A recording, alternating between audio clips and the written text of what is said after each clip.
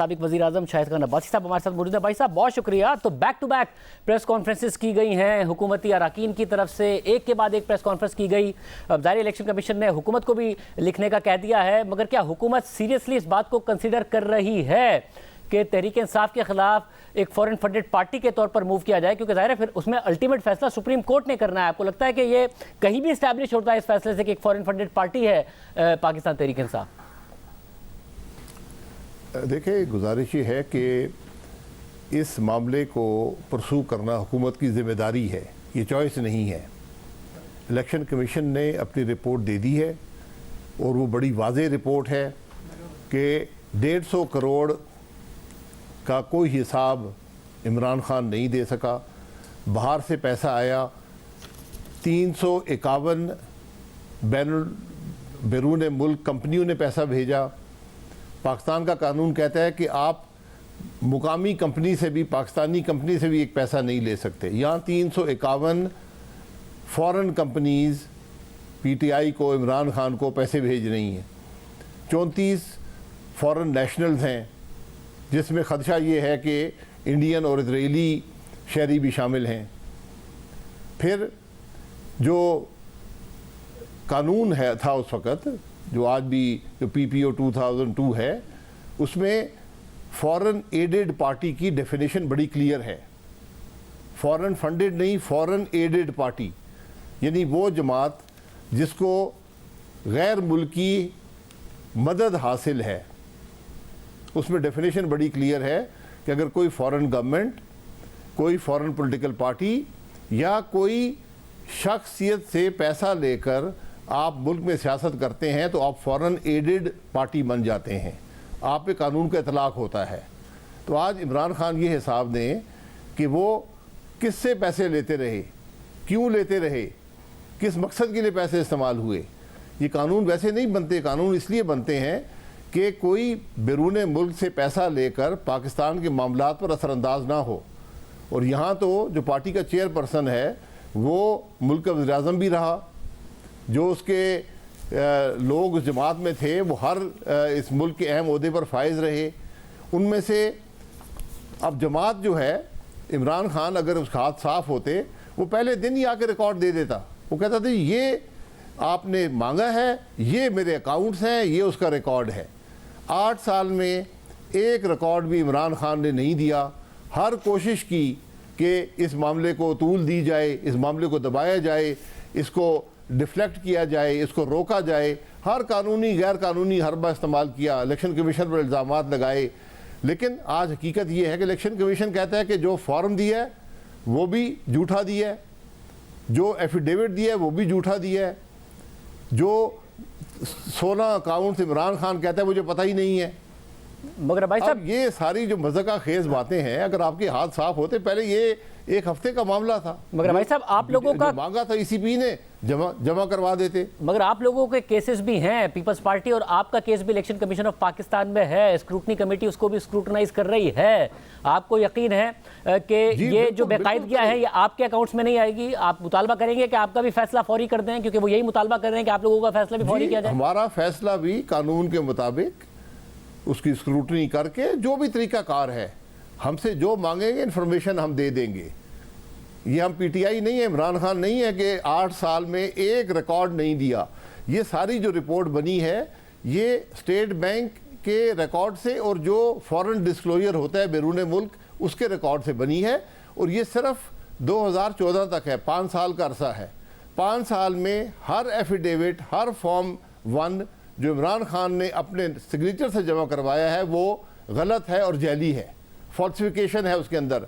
तो अब 2014 के बाद क्या होता रहा वो तो एक और कहानी है। बस अब अगर आपके बात ना समझे, वैसे ज़ाहिर जो ख़ास तौर पर जो फाइनेंशियल टाइम्स की स्टोरी आई, जो वुटान क्रिकेट का मामला है, वो तो बड़ा मामला है। आपके अकाउंट्स में कोई ऐसी बाकायदगियाँ नहीं आएंगी कि किसी बैरूनी कंपनी से पाकिस्तान पैसे ट्रांसफ़र कराने के लिए पैसे हों, फिर उसमें किसी शेख के पैसे निकल आएँ? इस किस्म के आप कॉन्फिडेंट हैं? क्योंकि जब आप तहरीक इंसाफ के खिलाफ एक्शन लेने जा रहे हैं, आपको अपना भी कॉन्फिडेंस है कि जो रिवायत आप शुरू करेंगे उस रिवायत के विक्टिम आप खुद भी नहीं बन रहे होंगे आगे जाके? जी बिल्कुल, जो हमारा रिकॉर्ड है उनके पास हमने दिया है, मज़ीद मांगेंगे मज़ीद दे देंगे, उसमें कोई बेकायदगी है उसको एक्सप्लेन कर देंगे। ये यही तरीका कार होता है। तो इमरान खान ये एक्सप्लेन कर देना आज।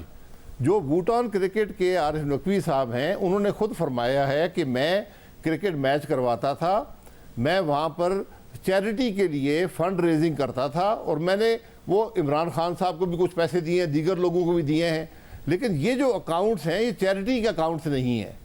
ये 55 करोड़ रुपया भूटान क्रिकेट से पीटीआई के अकाउंट में आया है, जिसको डिक्लेयर नहीं किया गया। इसका जवाब है किसी के पास? ये सिर्फ एक ट्रांजैक्शन की बात कर रहा हूँ, यहाँ सैकड़ों ट्रांजैक्शनें हैं। यहाँ पर 150 करोड़ रुपए का मामला है जो सामने आया है। फॉर बैरून मुल्क कंपनियां बनाई गई, यहाँ पर अपने मुलाजमीन के नाम पर अकाउंट खोले गए, वो करते रहे। कौन सा गैर कानूनी काम है जो यहाँ पर नहीं हुआ? अगर वही कानून इतलाक करें जो हम पे हुआ, तो आज इमरान खान के सारे हवानी को जेल में होना चाहिए। मगर भाई साहब, बगैर इल्जाम के, बगैर सबूत के जेलों में डाला गया। भाई साहब, आज तो सबूत भी मौजूद है, इल्जामात भी मौजूद हैं, मगर भाई साहब इलेक्शन कमीशन की रिपोर्ट भी है। भाई साहब, मैं दो केसेस को कंपेयर नहीं कर रहा हूँ, मगर फिर भी ये मिसाल देते हुए कि हम 2017 से एक ऐसी सिचुएशन भुगत रहे हैं कि पाकिस्तान में एक इलेक्टेड प्राइम मिनिस्टर को, जिसका करोड़ से ऊपर वोट था, डिस्क्वालीफाई कर दिया गया एक रिसीवेबल सैलरी की वजह से, जो उसने लेनी नहीं थी। कंपनी 2014 में बंद हो गई थी। अब एक और प्राइम मिनिस्टर रह चुके हैं, पॉपुलर लीडर हैं, 1.5 करोड़ से ज़ायद वोट लिया है।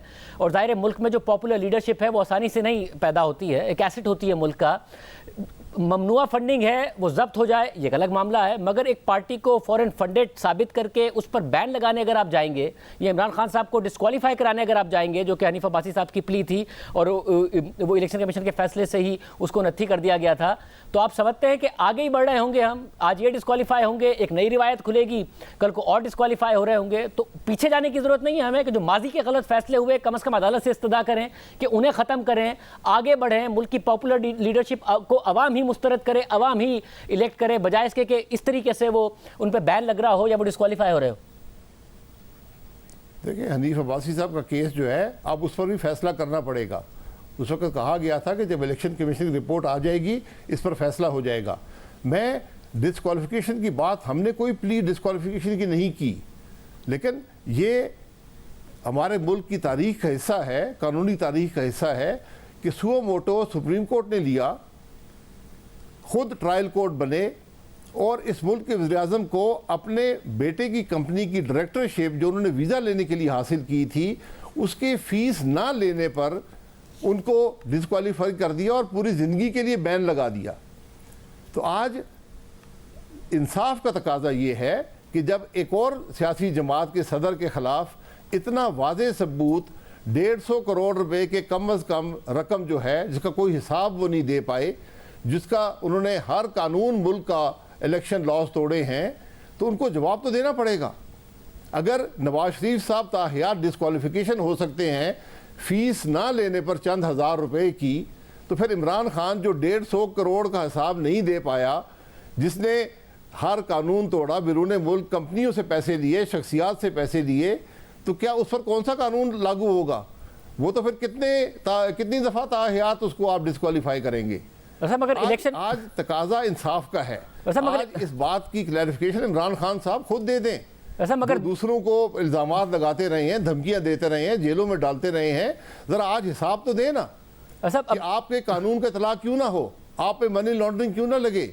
जो आपके 16 के अकाउंट्स हैं, जिसको आपके पार्टी के सीनियर ओहदेदार चलाते रहे हैं, क्या आज उनको जेल में नहीं होना चाहिए? आपने तो कह दिया मेरा इन अकाउंट से कोई ताल्लुक नहीं है। अकाउंट में बैरून मुल्क से पैसा भी आया, इस्तेमाल भी हुआ। जो इलेक्शन कमीशन ने फैसला देना है बड़ी संगीन और गहरी है। मतलब इलेक्शन कमीशन ने गिल्ट डिटरमिन कर दिया, शो कॉज कर दिया, वो फैसला देगा। मगर दो चीज़ें आपके हाथ में है ना, एक तो जाहिर है वो हनीफ अब्बासी साहब का मामला है। क्या आप वो 62 के आर्टिकल 62 के तहत डिस्क्वालिफिकेशन के लिए इमरान खान साहब के लिए आप जाएंगे, या फिर जो दूसरा मामला है कि वफाकी हुकूमत ये फैसला कर सकती है कि फॉरेन एडेड पार्टी के तौर पर मूव करना है या नहीं करना, जाहिर अल्टीमेट फैसला सुप्रीम कोर्ट ने इस पर करना, ये दो काम आप करेंगे या आप इलेक्शन कमीशन पर ही छोड़ेंगे कि शो कॉज कर दिया है, फिर इलेक्शन कमीशन देखेगा उन्होंने क्या फैसला करना?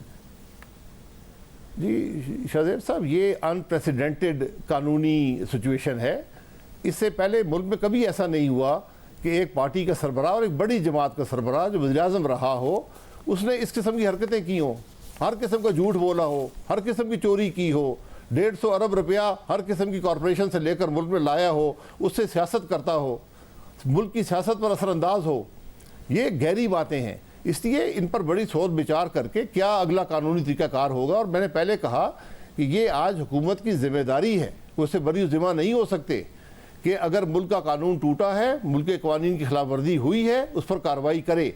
वो क्या कार्रवाई होगी इसका तयन लॉ मिनिस्ट्री और दीगर जो लीगल एक्सपर्ट हैं वो करेंगे। बहुत शुक्रिया। साबिक वज़ीर आज़म शाहिद खान अब्बासी साहब की गुफ्तगू आपने सुनी।